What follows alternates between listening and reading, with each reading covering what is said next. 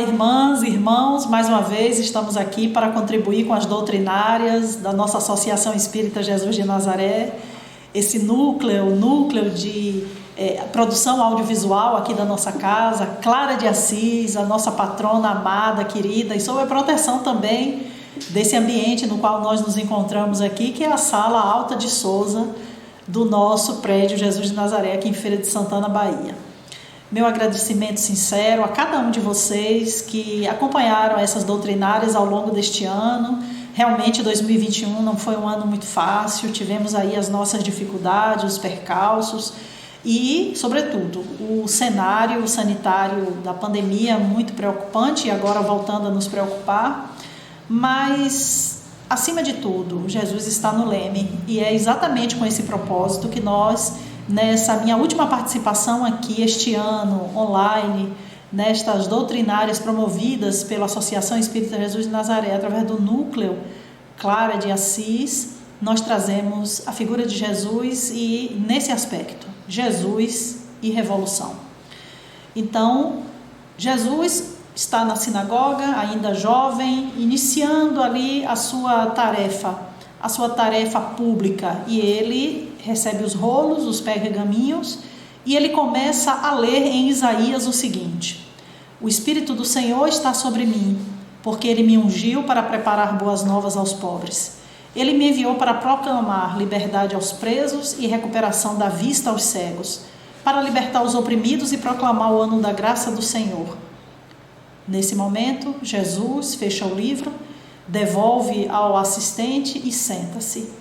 Na sinagoga todos tinham os olhos fitos nele, e ele começou a dizer-lhes: hoje se cumpriu a escritura que vocês acabaram de ouvir. Anotação em Lucas 4, 17 a 21.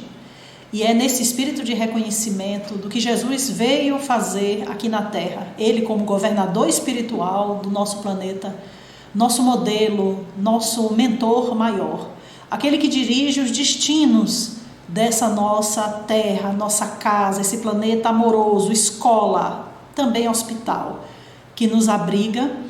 É com esse espírito de reconhecimento a esse valoroso sacrifício do Cristo que nós iniciamos a nossa fala sobre Jesus e revolução. E o que seria mesmo revolução? Vamos buscar então, a partir dos escritos acadêmicos e escolares. Revolução é uma transformação radical de determinada estrutura política, social, econômica, cultural ou tecnológica, isto é, tudo que diz respeito à vida humana.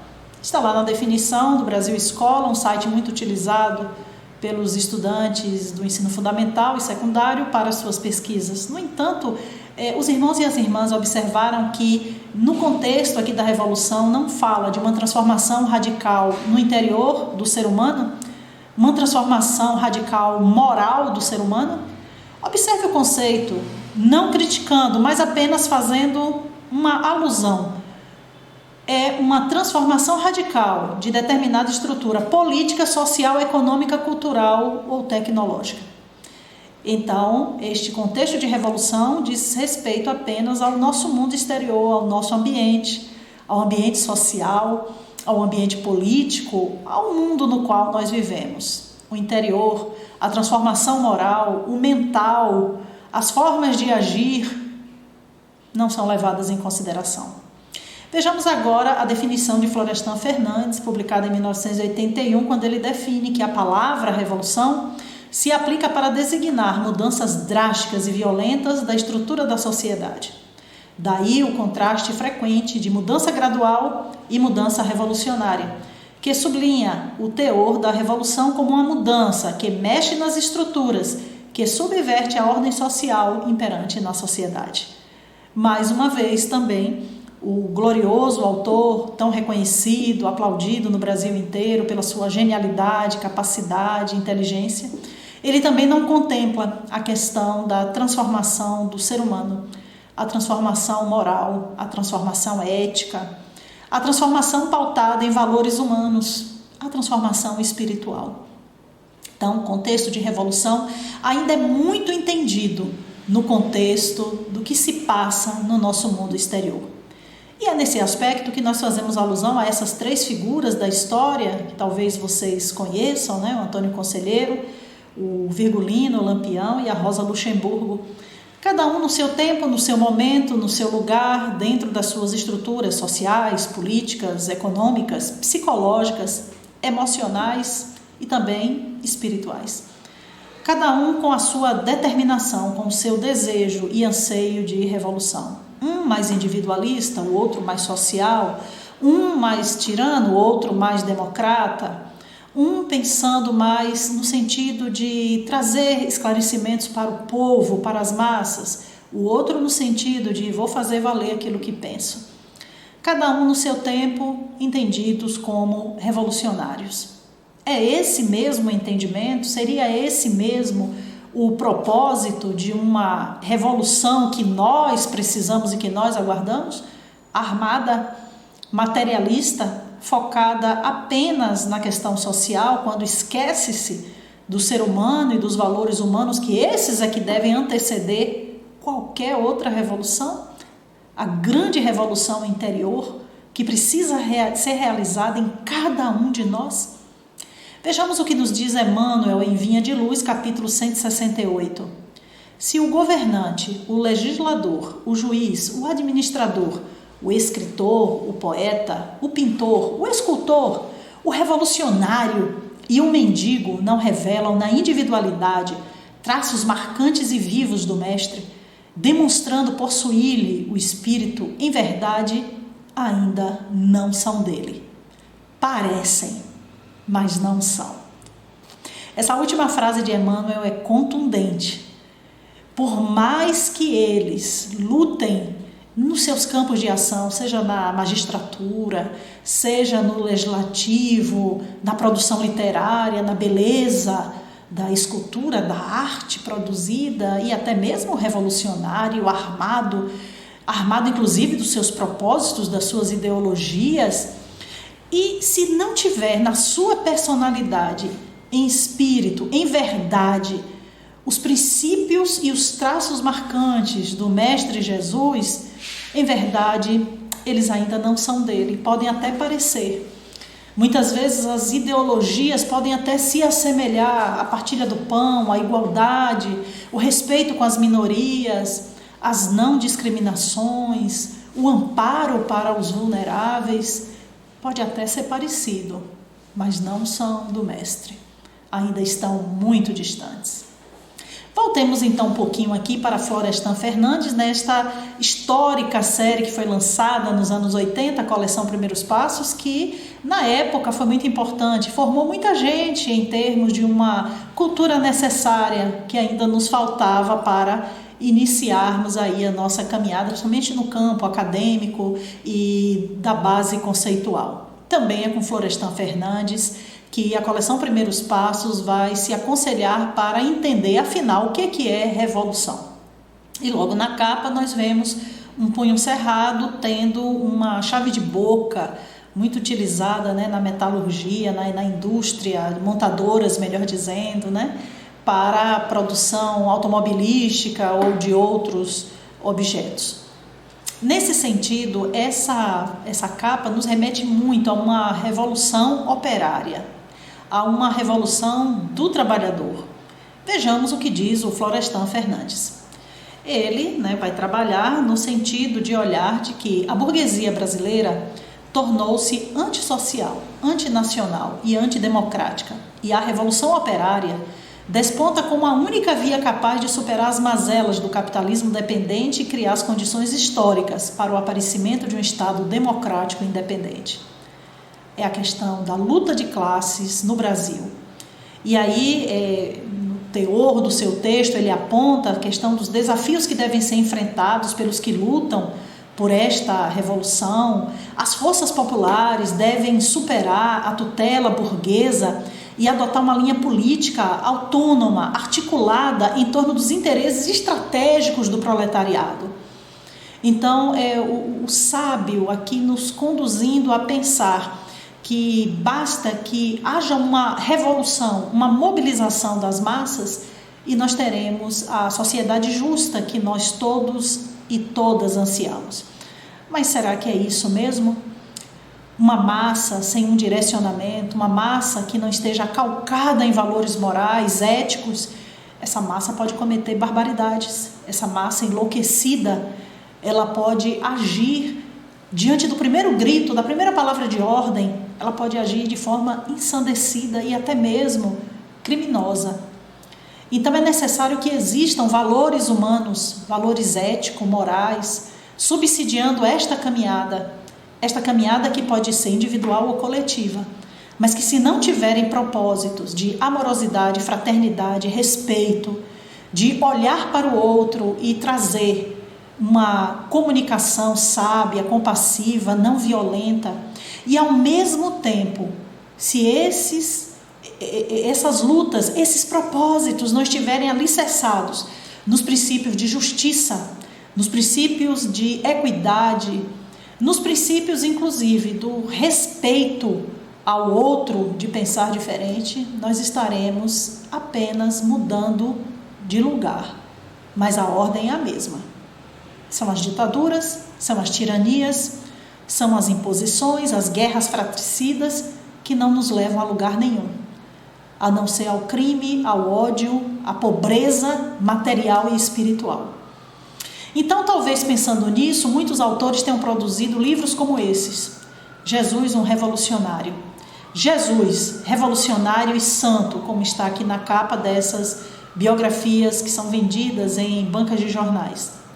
Descubra o legado de Jesus, que com suas ideias de igualdade e amor influenciou profundamente a vida em sociedade. Seria então Jesus realmente um revolucionário? Como ficam então na sua ordem, no seu plano de trabalho, na sua intervenção aqui na Terra? Como dizem hoje, como é muito bem falado, né, em termos sociológicos, em termos de conquista de direitos, e como ficam as pautas e os problemas sociais? Bom, primeiro nós temos que deixar muito claro, lendo os 4 evangelhos, Mateus, Marcos, Lucas e João, e chegando até os dias atuais, nessa travessia da história da humanidade, nós vamos perceber que a vinda de Jesus à Terra não terminou com a fome, com a miséria e com a pobreza. Nós continuamos com as desigualdades, nós continuamos com os problemas de fome, nós continuamos com as minorias sendo perseguidas, o racismo, continuamos com os crimes hediondos, continuamos com as tiranias dos governantes que já eram prática lá na Roma de Jesus.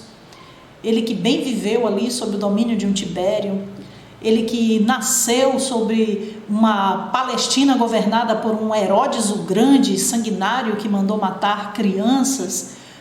Então, Jesus não teve força, será, para estabelecer o seu reino de paz, de justiça social, e ainda a fome, a miséria e a pobreza persistem? Vejamos então qual foi o verdadeiro propósito da vinda de Jesus à Terra. Jesus inicia realmente uma revolução, mas é uma revolução de amor, num mundo onde se vigorava o quê? O olho por olho, dente por dente. Num mundo onde as pessoas eram ensinadas a odiar o romano, porque o romano era o opressor. Num mundo onde as mulheres não tinham direito a sequer levantar os olhos para olhar um homem, e quando a mulher ficava viúva ou órfã, ela estava destinada à miséria, à prostituição, à mendicância e a ser escravizada. Num mundo onde as crianças não eram vistas como bens, não eram vistas como bênçãos, como amores que se prolongam ao longo da vida. Num mundo onde valia sim o poder, a espada, a criminalidade, a sexualidade desenfreada, a vontade daqueles que ocupavam o trono de Roma, ou seja, o olho por olho, dente por dente.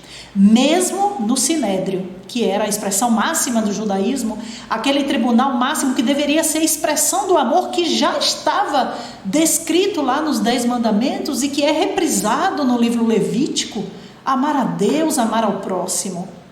Não, o clero, o sacerdócio judaico não teve força para o amor ao próximo.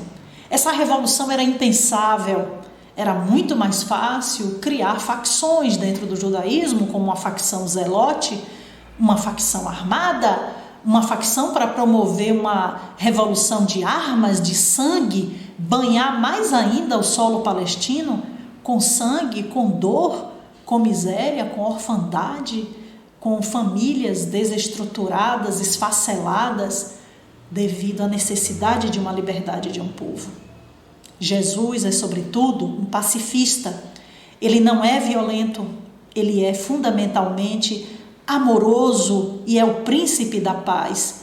E ele coloca também os pacificadores como bem-aventurados. Bem-aventurados pacificadores, porque serão chamados filhos de Deus, conforme Mateus 5, versículo 9. Então é Jesus propalando a paz, propalando a necessidade de uma revolução, sim, mas uma revolução amorosa, pacífica, que começa no interior de todos. E Jesus acolhe a todos, independente das suas visões, independente das suas ideologias, nacionalidades, grupos étnicos. Jesus acolhe inclusive aquele que ele sabia que iria traí-lo. Jesus acolhe Judas e o coloca junto com os demais, coloca ao lado de Pedro, que era, podemos dizer assim, o seu melhor amigo, ao lado de João, que depois virá a ser o evangelista e que era considerado o apóstolo que Jesus mais amava. Jesus coloca Judas ali junto com eles. Com que propósito? De promover em Judas a revolução interior que Judas precisava. De que não é pela arma, é pelo amor, é pela não violência, é pela paz, é pela justiça alicerçada realmente num padrão de equidade, de benemerência, que chegaremos a uma sociedade melhor. Jesus já trouxe esses propósitos numa Palestina muito bem arada, com as frases, as falas e as práticas de um outro grande, o João Batista. João Batista, ele preconiza nas suas falas a partilha e a fraternidade, o amor ao próximo, o acolhimento, e é por isso que ele é chamado muito sabiamente de o precursor, porque João Batista, ele traz os princípios crísticos na sua missão: amor, paz, fraternidade, justiça, não discriminação, proteção aos pobres, aos desabrigados, aos hipossuficientes. É essa a visão do Batista, e não podia ser diferente, porque ele é como se fosse o embaixador do Cristo. Ele vai à frente, ele prepara o solo, ele está ali para preparar as consciências, e é lá nas margens do Jordão, batizando, que a multidão interrogava dizendo: que faremos, pois? E respondendo João Batista, ele disse-lhes: quem tiver 2 túnicas, que reparta com quem não tem, e quem tiver alimentos, que faça da mesma maneira. E chegaram também uns publicanos para serem batizados e disseram-lhe: mestre, que devemos fazer? E ele lhes disse: não peçais mais do que aquilo que vos está ordenado. E uns soldados também, imagine, os soldados romanos estavam ali observando aquele estranho homem que batizava nas águas do Jordão, vestido de pele de camelo. Que homem estranho é esse? E esses soldados também o interrogaram, dizendo: e nós, que faremos? Uma posição de soldados daquela época, que fazer? E o João Batista lhes responde: a ninguém trateis mal, nem desfraudeis, e contentai-vos com o vosso soldo. Então a eles, os soldados, João Batista recomenda: não trate mal a ninguém, mesmo com seu poder de polícia. Trate bem as pessoas, mesmo o infrator. Não precisa você agredir, maltratar. Haja com firmeza, mas sem maus tratos. Não defraudeis, ou seja, não minta, não plante provas, não invente histórias, não traga mais sofrimento para a sociedade, e não se corrompam. Olha aqui: contentai-vos com o vosso soldo. Viva com aquilo que lhe é pago. E isso, gente, traz para nós assim uma inquietação muito grande, porque nós vemos nas palavras do Batista a própria expressão do que depois, nos 3 anos do seu ministério público, Jesus vai viver, exemplificar exaustivamente para nós. passados quase 2000 anos, o Espírito da Verdade volta a se manifestar em França e, através de Allan Kardec, o Livro dos Espíritos chega até nós, renovando esse conhecimento, e o Evangelho segundo o Espiritismo também. E depois, aqui em Minas Gerais, através do Lápis de Luz, do Chico Xavier, mais uma vez o Espírito da Verdade está presente entre nós e renova todos esses ensinamentos. E nós, espíritas, o que é que nós estamos fazendo? E é por isso que existe uma cobrança de uma certa linguagem e ações um pouco mais agressivas em termos sociais, pela doutrina, pelo movimento espírita, melhor dizendo. Então, exigem de nós, geralmente as pessoas acadêmicas, os filósofos, os debatedores, e até mesmo irmãos de outras religiões. Por que o movimento espírita não denuncia o mal, não tem uma opinião forte, não se mobiliza no sentido de uma ação social realmente revolucionária para combatermos o mal, a corrupção, e ficam só na oração, no assistencialismo, numa certa subserviência que para uns soa até mesmo como se fosse uma situação assim de conluio, ou até são reacionários, eles estão muito associados com os poderes. Será que é isso? Vamos ver aqui o que nos ensina em Mateus 9:35. E percorria Jesus todas as cidades e aldeias, ensinando nas sinagogas deles e pregando o evangelho do reino e curando todas as enfermidades e moléstias entre o povo. O tempo inteiro do que nós falamos de Jesus até agora é sempre a mesma face. Jesus ensinando o evangelho do reino, Jesus curando, acolhendo os pobres, levando a palavra, levando o ensino. Eu não vejo Jesus aqui com nenhuma opinião a respeito dos desmandos de Herodes, ou arregimentando pessoas para uma passeata contra os Césares. Eu não percebo aqui Jesus, no melhor sentido, né? Por favor, irmãos, trazendo denúncias. Eu vou lá no Ministério Público Romano para denunciar atrocidades. Por que Jesus não faz isso? Porque a causa disso tudo, a causa do mal, a causa da corrupção, a causa de maus governos, a causa também de maus cidadãos, maus funcionários, de uma sociedade corrompida, difícil, complexa, no sentido da complexidade maléfica da sociedade corrompida, está em nós. Seres humanos ainda que não compreenderam que a verdade, a justiça, a paz, a igualdade, a amorosidade, o amor ao próximo, numa palavra, é onde está o nosso foco. Enquanto nós não tivermos uma revolução do ser humano, e foi para isso que Jesus veio, para plantar o reino de Deus em nossos corações. Enquanto isso não florescer, nós vamos continuar lutando, lutas fratricidas, derramamento de sangue, processos, conflitos, ódios, essa cultura do ódio que nós estamos vivendo, polarização, cada um no seu individualismo do que minha ideia que é a certa, a sua está errada, e nós não vamos caminhar enquanto humanidade. E aí leremos aquelas frases tristes, muitas vezes das redes sociais. Definitivamente a humanidade é um projeto que não deu certo. A humanidade precisa de educação, e de educação espiritual, fundamentalmente.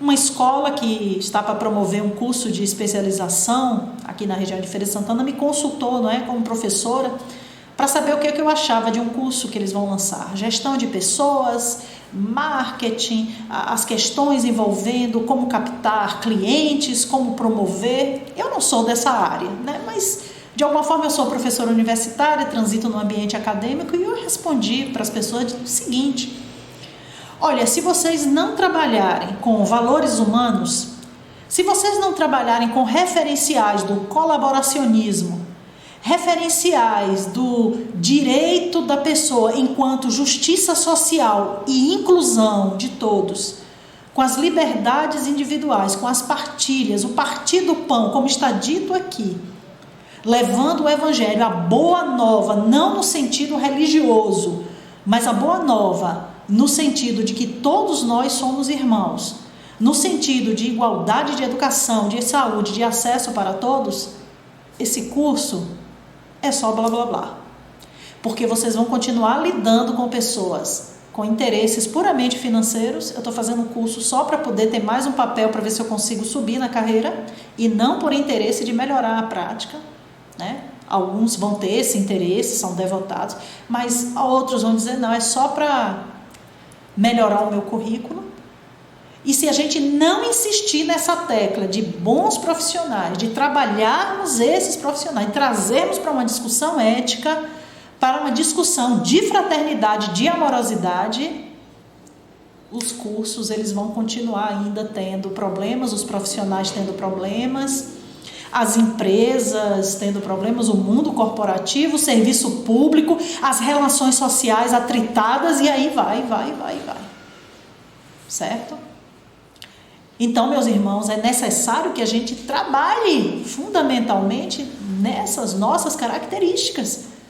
Nosso caráter é de péssima qualidade, espíritos endurecidos no mundo de expiação e provas, espíritos imperfeitos no mundo de expiação e provas, que precisam ser trabalhados educativamente para que essa fera ela seja domada.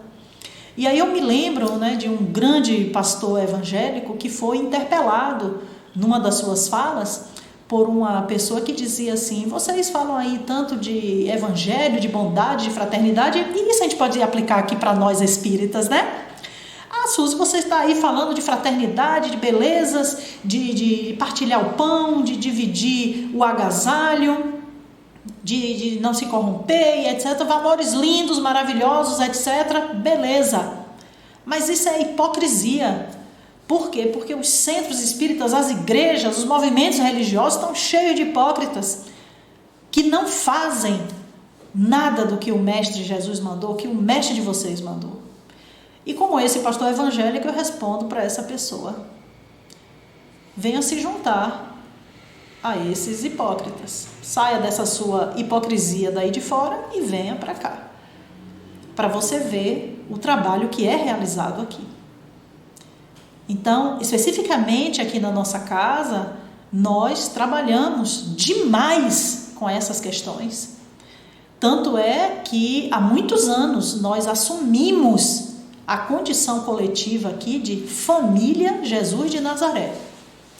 Nós entendemos que nós aqui somos um núcleo familiar. Assim como nós temos as nossas famílias biológicas, consanguíneas e genéticas, e lá também nós temos as nossas diferenças, as nossas dificuldades, os nossos entraves, aqui também nós as temos.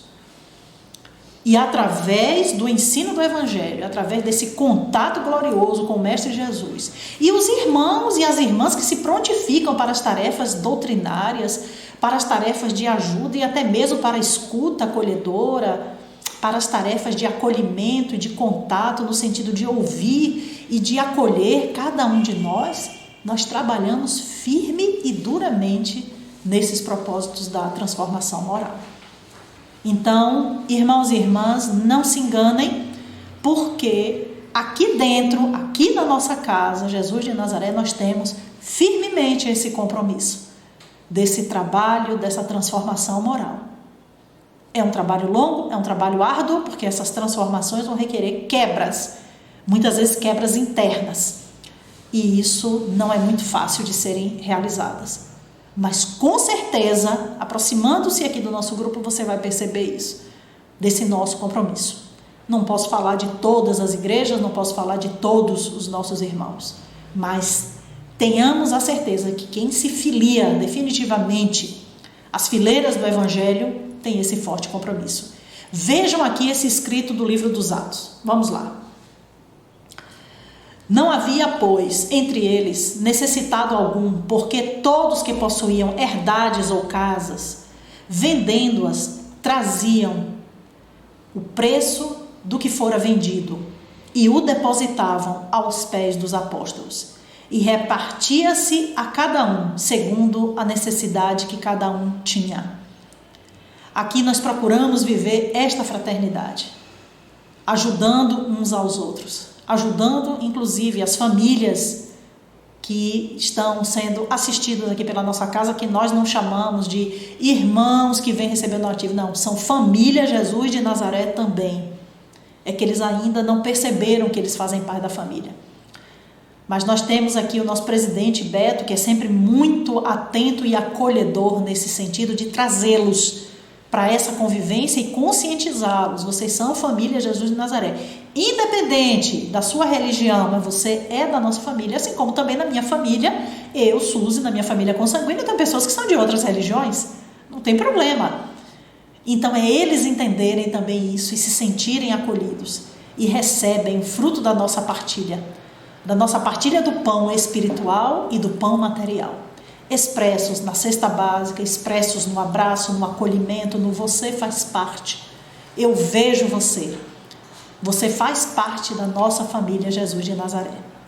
Então, irmãos, esta revolução que é preconizada aqui pela Igreja Católica, né, o grupo Canção Nova, né, eles trazem, né, Revolução Jesus, sua vida é uma missão, né, foi um dos slogans, exatamente. A vida do cristão é uma missão. Ser sal da terra, ser luz do mundo. Não existe nada mais revolucionário do que o amor. Não existe nada mais revolucionário do que a verdadeira fraternidade, a sororidade, o abraçar o próximo, o acolher o irmão e entendê-lo como irmão verdadeiramente. Então não são mais essas capas de livros como nós vemos, uma biografia revolucionária sobre Jesus. Revolucionária em que sentido? Vai reafirmar o amor de Jesus? Então é revolucionária mesmo. Se vai trazer atos pontuais, porque Jesus expulsou os vendilhões do templo, a estranha moral que o Jesus expressa quando diz quem é minha mãe, quem são meus irmãos, isso aí são passíveis de estudos históricos e que tem o bojo moral ali, mas não se constituem na verdadeira revolução que o mestre nos trouxe. Vejamos aqui outras manifestações da mídia impressa e também da mídia digital. Pela editora Vozes, Jesus e a revolução não violenta. E aqui, grande comissão, a igreja deve fazer discípulos ou revolucionários? Jesus é diferente de um líder revolucionário, muito conhecido, né, o líder cubano, na verdade é argentino, né, Ernesto Che Guevara. Ou então essa representação de um Jesus que ao mesmo tempo parece com Che, ao mesmo tempo com símbolos de revolução operária. Ou esse outro livro, A Outra Face de Jesus, descubra o lado questionador, ousado, revolucionário do Filho de Deus. Mas é esta mesmo a revolução? Ou é a revolução do amor? Vejam como nós insistimos em trazer Jesus para o nosso comezinho, para o trabalho que é para ser feito por nós. Jesus, vá lá e tire o Nero do poder, vá lá e tire Tibério, vá lá e tire um Domiciano do poder. Vá, Jesus, melhore a situação de fome e miséria da nossa sociedade. Quem foi que criou? Quem engendrou uma dinastia como os Césares? Quem foi que criou a fome e a miséria? A acumulação de riquezas está aí, em plena pandemia. Existem pessoas que estão com dificuldade de entender que o novo normal só foi para alguns. Trabalhar de casa, trabalho remoto, ensino remoto. Que a grande maioria dos trabalhadores tiveram que sair de casa em vans lotadas. Tiveram que estar em filas para receber o auxílio. Tiveram que viver uma vida que nada lhes protegia da Covid. Então, irmãos, quando nós pensamos nesse Jesus de amorosidade, é um Jesus que vem para revolucionar a cada um de nós, a mim, a você e a todos nós.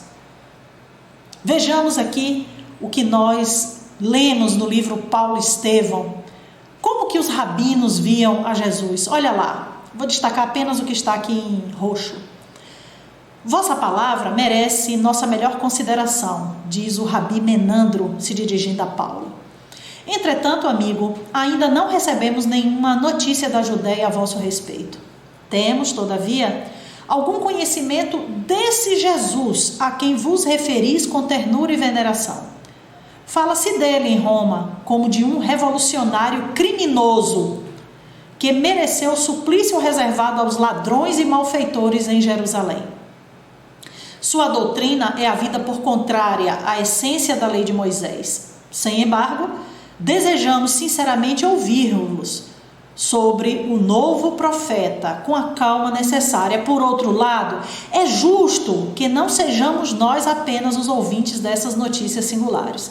Convém que vossos conceitos sejam dirigidos à maioria dos nossos irmãos, a fim de que os julgamentos isolados não prejudiquem os interesses do conjunto.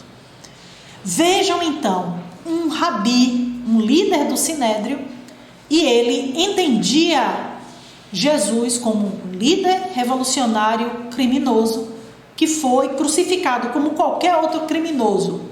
Ladrões, salteadores, saqueadores.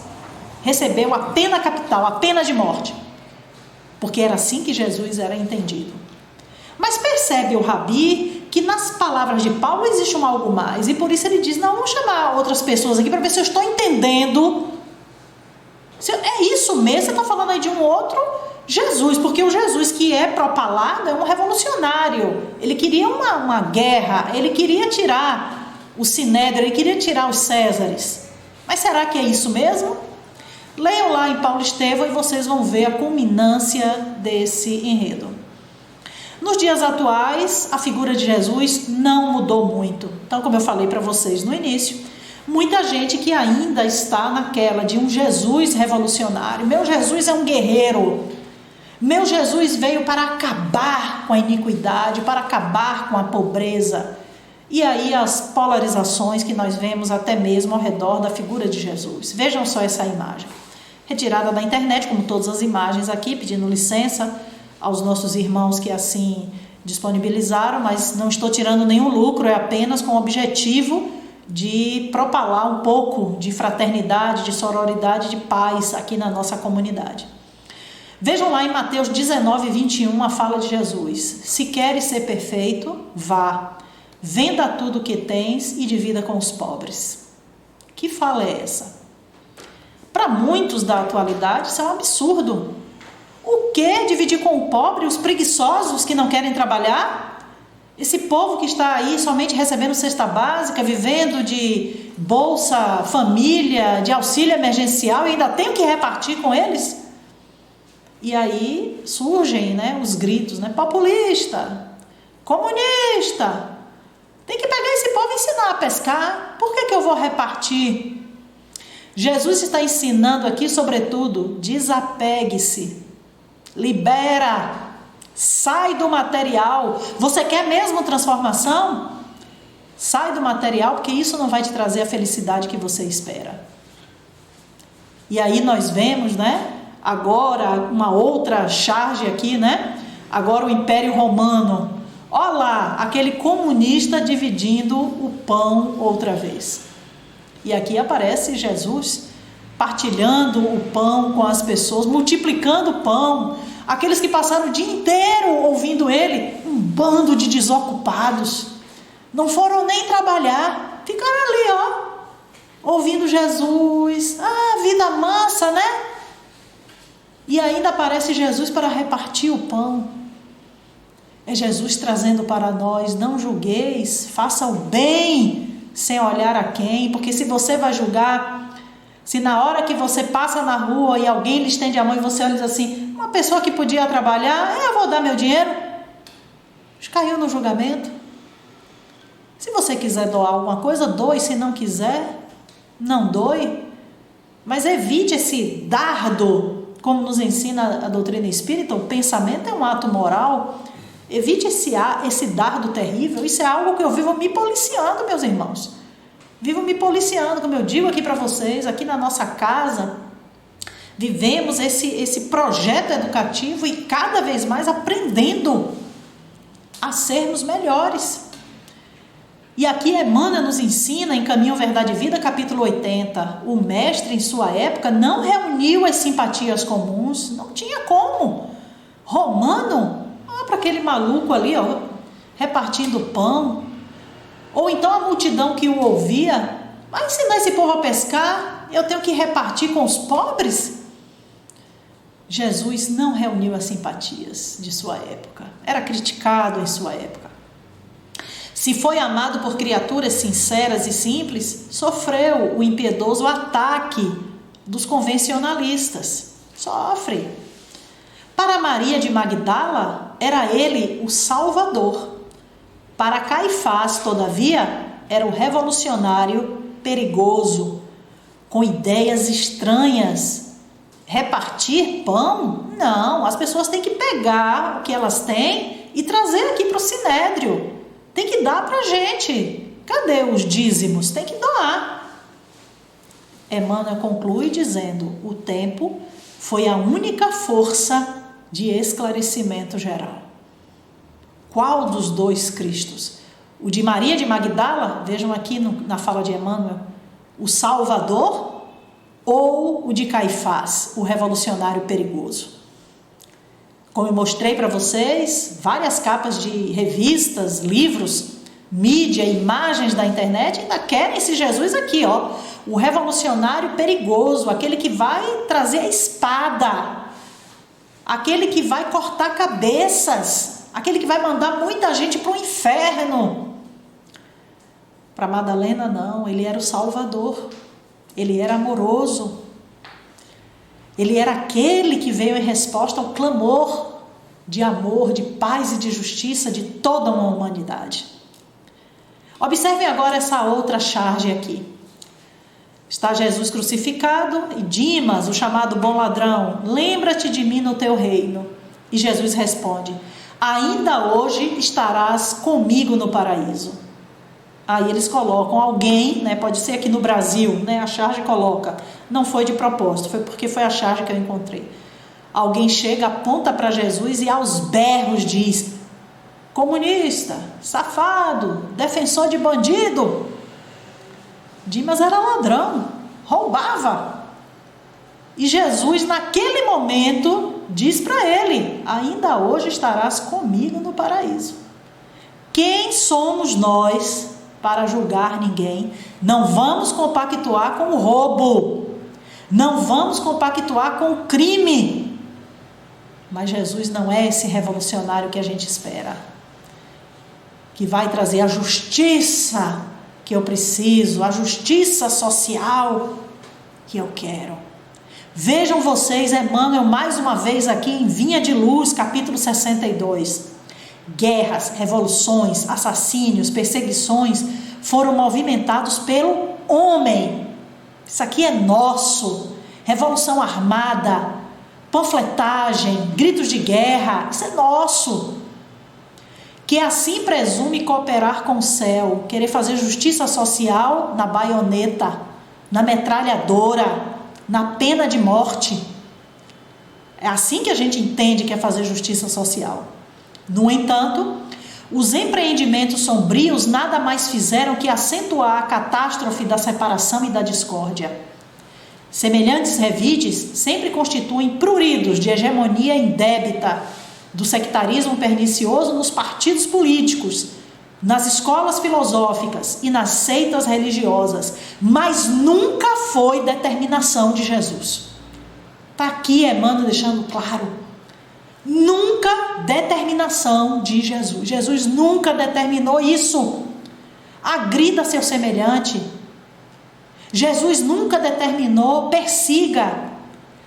Assassinatos, vamos fazer uma revolução armada, vamos botar todos estes malvados e perversos na pena de morte, vamos guerrear, guerra contra os criminosos.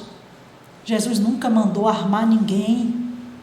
Jesus nunca mandou armar o seu povo. Reconhecendo antecipadamente que a miopia espiritual das criaturas lhe desfiguraria as palavras, o mestre reforçou a conceituação asseverando: eu, porém, vos digo. Aí ele vem: amai aos vossos inimigos, bendizei aos que vos odeiam e orai pelos que vos perseguem e caluniam, porque só desse modo tereis o reino dos céus.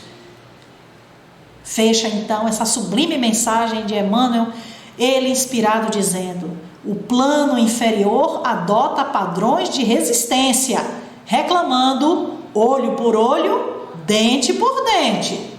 Jesus, todavia, nos aconselha a defesa do perdão 70 vezes 7, em cada ofensa, com a bondade diligente, transformadora e sem fim.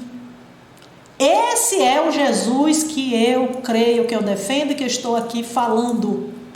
É desse Jesus aqui, da defesa do perdão, que é difícil da gente engolir, que é difícil da gente aceitar. Eu bem o sei o quanto eu me trabalho para isso, mas é esse Jesus que eu defendo.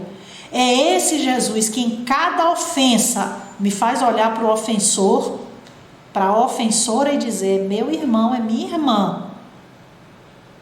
Esse é o Jesus que aparece para mim. É o Jesus que me pede: Suzy, por que me persegues? Suzy, reconstrói a minha igreja. Suzy, apacenta as minhas ovelhas. Essas frases ditas a Paulo, a Francisca e a Pedro, que são seres, verdadeiros apóstolos que eu amo e honro, eu trago para mim. E na minha pequenez eu procuro imitá-los. Imitar um Paulo, imitar um Francisco, imitar um Pedro, nosso amado Pietro Baldi. E entre eles estão esses outros aqui que podem ser considerados líderes, pacifistas, cada um no seu tempo, no seu povo, cada um trazendo a sua mensagem amorosa, aos quais eu tenho as minhas afeições. E Jesus está ali entre eles, pedindo para que apacente o meu povo, reconstrói a minha igreja. E por que me persegues? Judas, nosso irmão, ele olhava para Jesus e via um líder, mas um líder que deveria liderar uma rebelião armada. E por isso que nós trouxemos aqui a capa desse livro, né, de Isaac Hildmann, que é uma das maiores sumidades na pesquisa sobre Judas no mundo. Então ele trouxe nesse livro, né, assim, profundidades, fatos históricos, uma pesquisa muito bem feita que traz essa personalidade controversa, polêmica que é Judas. Ele sai da imagem de traidor e traz a imagem de um seguidor fiel. O único que compreendeu a missão de Jesus. Porém, nessa compreensão, ele trouxe a arma. Ele era da facção Zelote, a facção armada, o seu sobrenome Judas Iscariotes. Iscariotes não é sobrenome, Iscariotes significa uma facção armada que fazia parte ali de uma daquelas múltiplas seitas, né, que estavam ali no judaísmo, e lá estava Judas. Crente que estava obedecendo a Deus, a Jesus, retirando Jesus como líder e seguindo para uma revolução armada. Irmãos, a revolução de Jesus, ela é uma revolução também política social, mas é como consequência. Porque a revolução verdadeira, fundamental, radical que Jesus nos traz, ela é psicoemocional, espiritual, ela é interna e ela tem consequências evolutivas. Porque Jesus, ele traz a sua mensagem para incomodar cada um de nós, para que cada um se revolva interiormente e faça a opção por uma bandeira de amor, por uma bandeira de fraternidade, por uma vida pautada na caridade, no socorro e no olhar compassivo ao próximo. Nesse sentido, Jesus, ele traz para si os excluídos, os marginalizados, e ele é um revolucionário radicalmente não violento. Ele andava com os excluídos, ele andava com os marginalizados, prostitutas, ladrões, cobradores de impostos. Ele era contra o acúmulo de riquezas, ele era contra a pena de morte, apedrejamento de mulheres, ele era a favor de uma vida de felicidade junto às crianças. Ele nunca chamou pobres de preguiçosos, ele nunca chamou as pessoas desvalidas que pediam esmolas, os mendigos da época, de encostados, de espertalhões. Muito pelo contrário, ele via o que ele podia fazer. Ele defendia as mulheres, ele defendia os desvalidos, ele defendeu o ladrão. Ele não achava que matar, que perseguir, que estar armado era solução para coisa alguma. E ele só apontava a amorosidade, a transformação. Conhece-te a ti mesmo, palavras de Sócrates, e que até hoje permanecem para nós um verdadeiro enigma. Então, irmãos e irmãs, já fechando aqui a nossa fala, Jesus e o seu evangelho é um evangelho de revolução, onde o reino dos céus nos é apresentado como uma verdadeira revolução. E esse reino, ele possui várias dimensões. Pobreza, injustiça, exclusão do ser humano são marcas nossas, humanas. Como diz o professor Pietro Baldi, do antissistema. Isso é daqui, do reino das trevas, do reino de Satanás. O reino de Deus, ele é um reino de abundância, de amorosidade, um reino de respeito, de justiça, que Jesus veio anunciar, esse reino de paz. E não o anti-reino de Deus, o antissistema que nós reafirmamos com nossas práticas perversas, violentas e maldosas. E queremos uma revolução armada, sangrenta, de gritos, de agressões, de exclusões, de marginalizações. Então, esse reino de Jesus, esse reino de Deus, ele é um reino pessoal que pede fé interior, que pede conversão, obediência à lei de Deus. É um reino também social, porque nos ensina, partilhe o pão, contente-se com o seu soldo, contente-se com o seu salário, não se corrompa. Se você tiver 2 capas, dê uma, para que você precisa de 2? Acolha o estrangeiro, o órfão, a viúva. Não explore o povo, não explore o pobre.